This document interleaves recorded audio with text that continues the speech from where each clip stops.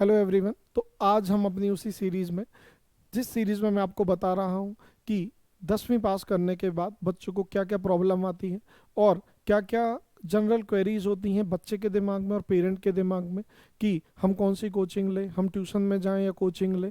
तो इसी सीरीज़ में आज का जो हमारा टॉपिक है, बहुत सारे पेरेंट हमसे पूछते हैं क्या सर स्कूल की पढ़ाई इनफ है आईआईटी जेईई या नीट में होने के लिए। तो आई होप आज के इस सेशन के बाद आपको अपने ज़्यादातर सवालों का जवाब मिल जाएगा। तो बिना टाइम वेस्ट किए हम डायरेक्ट पॉइंट पर आते हैं।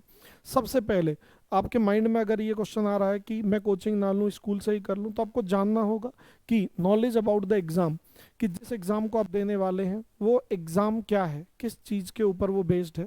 लाइक आईआईटी जेईई या नीट का जो एग्ज़ाम है, मैं बोलता हूँ ये सिलेक्शन एग्ज़ाम नहीं है, ये रिजेक्शन एग्ज़ाम है।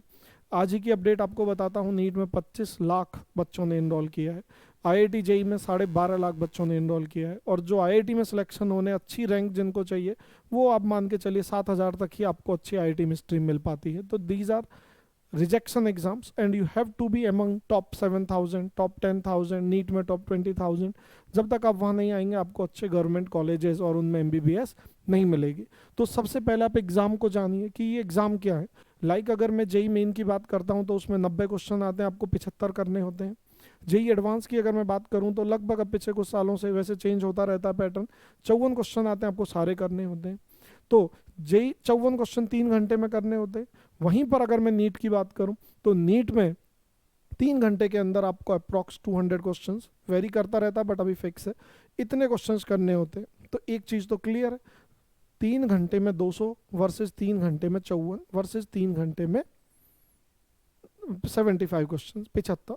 तो जब 75 क्वेश्चंस की बात आ रही है और 200, यानी नीट में जो आपका एग्ज़ाम होगा उस एग्ज़ाम में स्पीड मैटर करेगी। बहुत ज़्यादा टफनेस लेवल नहीं होगा, बच्चे पूरे 720 आउट ऑफ 720 कर रहे हैं। 200 होते हैं बट आपको 180 अटैम्प्ट करने होते हैं, 4 - 1 होती है। वहीं पर जेई एडवांस में आपको 54 ही 3 घंटे में करने होते हैं, और कोई बच्चा पूरे तो छोड़ो 90% इवन टॉपर भी स्कोर नहीं कर पाता। 60% लाने पर आपकी जो रैंक है वो विद इन 1000 आ जाती है। तो ये तो बात हुई एग्ज़ाम की। इन एग्ज़ाम को तैयार करने के लिए क्या क्या चीज़ों की ज़रूरत होती है, देखिए। आपको 2 साल 11th और 12th का पूरा सिलेबस याद होना चाहिए। अभी तक आप 10th तक जब एग्ज़ाम देते आए हैं तो 1 साल का सिलेबस तैयार करते हो और at the end of year उसी सिलेबस में आप पेपर दे देते हो। यहाँ 11th और 12th दोनों का सिलेबस आपके तैयार होना चाहिए। पॉइंट नंबर 2, बहुत इंपॉर्टेंट जो पॉइंट है, सिर्फ सिलेबस तैयार नहीं होना चाहिए, आपको पेपर अटेम्प्ट करना आना चाहिए। कितने सारे बच्चे हैं जो बोलते हैं पेपर अटेम्प्ट करने के बाद कि सर मैंने एग्ज़ाम दिया, मुझे आता तो 100 नंबर का था लेकिन पेपर में 70 ही आ रहे हैं, 30 गलत कराया। ये जो 30 नंबर का डिफरेंस है, this is called paper temperament और एग्ज़ाम टेम्परामेंट। ये डेवलप करना होता है। ये डेवलप कैसे होगा वो भी हम जरा आपसे आगे बात करेंगे। तो मैं आपसे बात कर रहा था know your exam, requirement of exam. तो रिक्वायरमेंट है आपका सिलेबस पूरा होना चाहिए, टाइमली सिलेबस पूरा होना चाहिए, आपका रिवीजन पूरा हो जाना चाहिए, और टेम्परामेंट, टेस्ट टेम्परामेंट डेवलप हो जाना चाहिए। उनके लिए क्या क्या चीज़ों की ज़रूरत होती है, किन चीज़ों की ज़रूरत नहीं होती। तो यहाँ पर हाउ स्कूल वर्क्स, तो ये भी मैं बताऊंगा कि काफ़ी स्कूल बहुत कोशिश कर रहे हैं कि भाई हम अपने स्कूल में ही कोचिंग कराएं, और स्कूल में वो बच्चों को बोर्ड के साथ साथ ये कराते हैं।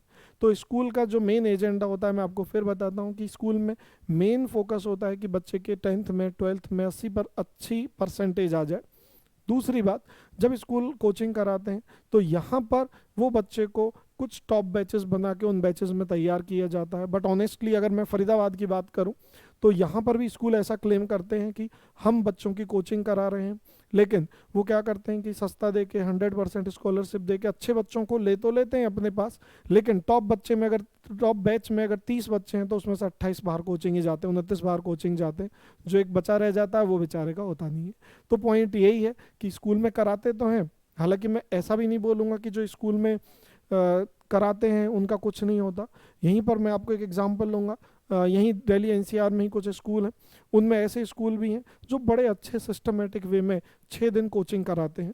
6 दिन में क्या होता है, जो फर्स्ट हाफ होता है वो कोचिंग को डिवोट करते हैं, सेकेंड हाफ वो अपने बोर्ड के एग्जाम वाले टीचर्स को डिवोट करते हैं, और बच्चे के पास इससे पूरा दिन बच जाता है जिससे बच्चा तैयारी कर पाता है। इवन वैसे मुझे नाम नहीं लेना चाहिए but there is a school इन पलवल टैगोर, वहाँ पर आपका यही पैटर्न फॉलो होता है, और इवन वी हैव सीन कि 1 ही साल की कोचिंग या 2 साल की कोचिंग के बाद ही वहाँ काफ़ी अच्छे रिजल्ट्स आ रहे हैं। तो स्कूल इस तरीके से वर्क करते हैं जहाँ पर उन्हें कुछ हद तक सक्सेस मिलती भी है, बट लार्जली स्टूडेंट्स जो होते हैं वो कोचिंग पे डिपेंड करते हैं। लेकिन अगला पॉइंट है हाउ कोचिंग वर्क्स। तो अब मैं इस पर आता हूँ कि कोचिंग क्या करती है इन चीज़ों के लिए। पहली बात तो स्कूल में कोई ऐसा मैकेनिज्म नहीं होता जिस तरीके से 2 साल के सिलेबस को लास्ट के 2 या 3 महीने में रिवाइज कर रहे हैं। अगेन उनका ध्यान बोर्ड पर हो जाता है। 11th में वो थोड़ी बहुत कोशिश करते हैं। 12th में जाने के बाद क्या हो जाता है कि दिसंबर में आपके प्रैक्टिकल्स आ जाते हैं, दिसंबर जनवरी प्रैक्टिकल में निकल जाता है, जनवरी में जेईई मेन का फर्स्ट अटेम्प्ट होता है, और नीट का पेपर तो आपका गर्मियों में मई के बाद होता है। तो पॉइंट ये आता है कि स्कूल वाले जब तक वो बच्चा वहाँ जा ही नहीं रहा होता, तो एक ड्रॉबैक तो यही आ जाता है। तो कोचिंग वाले अक्सर क्या करते हैं, सिलेबस अक्टूबर नवंबर तक ख़त्म कराते हैं, फिर वो 2 महीने रिवीजन कराते हैं, जनवरी अटेम्प्ट के बाद फिर अप्रैल में रिवीजन कराते हैं। और नीट के लिए भी वो सिलेबस खत्म करा के रिवीजन करा के बच्चे को बोलते हैं आप बोर्ड का एग्जाम दे लो, और उसके बाद वो टेस्ट सीरीज चलाते हैं। तो टेस्ट सीरीज, अब यहाँ मैंने एक वर्ड बोला टेस्ट सीरीज, ये क्यों इंपॉर्टेंट हो जाती है? ये इसलिए इंपॉर्टेंट हो जाती है, टेस्ट टेम्परामेंट अगर डेवलप करना है तो आपको बच्चे के जेईई मेन, एडवांस और नीट पैटर्न के वही टेस्ट लेने होंगे उतने ही टाइम में, और ऐसा इन्वायरमेंट क्रिएट करना होगा जो कोचिंग्स इजीली क्रिएट कर देती हैं, बट स्कूल में उतना अच्छा इंफ्रा नहीं होता। आजकल ऑनलाइन एग्ज़ाम होता है जेईई मेन और एडवांस का, तो ऑनलाइन पोर्टल होना ही अपने आप में बड़ी प्रॉब्लमेटिक चीज़ है। तो बड़ी बड़ी कोचिंग्स के पास तो ये होता है, लेकिन स्कूल के पास ऑनलाइन पैटर्न का कोई कराने का अच्छे अरेंजमेंट नहीं होते। वो इधर उधर से तिकड़मबाजी भिड़ाते हैं, बट उनका जो सिलेबस होता है वो बच्चे को जो पढ़ाया उससे मैच नहीं करता, तो प्रॉब्लम आती है। तो मोटा मोटा जो चीज़ें निकल के सामने आ रही हैं कि स्कूल में आप पढ़ाई करके आप नीट क्रैक कर सकते हो या नहीं, जेई क्रैक कर सकते हो या नहीं। तो यहाँ अगर इस सवाल का जवाब कोई मेरे से पूछे, इस सवाल का जवाब कोई मेरे से पूछे कि क्या स्कूल में क्रैक की जा सकती है, तो मैं बोलूँगा यस, क्रैक की जा सकती है, अगर आप 3 चीज़ों के सॉल्यूशन निकाल लो। एक तो टाइमली आपका सिलेबस हो जाए स्कूल में, दूसरा रिवीजन हो जाए लास्ट के 2 से 3 महीने, और तीसरा टेस्ट टेम्परामेंट। तो देखिए जो टेस्ट टेम्परामेंट है वो 2 महीने, 2.5 महीने या 1 महीने में डेवलप नहीं हो सकता। स्कूल वाले अगर रेगुलरली आपका 2 सालों तक यही काम कर रहे हैं, हर वीक वो टेस्ट ले रहे हैं, हर महीने वो टेस्ट ले रहे हैं, topic test, revision test, review test, और फिर लास्ट में वो आपको टेस्ट सीरीज दें जिसमें 20-25 टेस्ट और हों, तो मुझे लगता है आप स्कूल से पढ़ के भी आईआईटी, जेईई, नीट कोई भी एग्ज़ाम क्रैक कर सकते हैं। तो आप इन चीज़ों को इंश्योर कर लें, क्योंकि ज़्यादातर स्कूल में स्कॉलरशिप या डिस्काउंट देके वो लोग एडमिशन तो ले लेते हैं, बट अल्टीमेटली वो वहाँ तक करा नहीं पाते, बच्चा कोचिंग से भी छूट जाता है, और फिर बच्चा कहीं का भी नहीं रहता। 2 महीने बाद वो कोचिंग जाना भी चाहता है तो उसके जो साथी दोस्त थे वो काफ़ी पीछे रह जाते हैं। तो जब भी आप स्कूल चूज़ करें, आप ब्रांड पे ना जाएं, आप ये देखें क्या ये चीज़ों में, और स्कूल वाले हर चीज़ के लिए हाँ कर देंगे, या कोचिंग वाले भी अक्सर हर चीज़ के लिए हाँ कर देते हैं।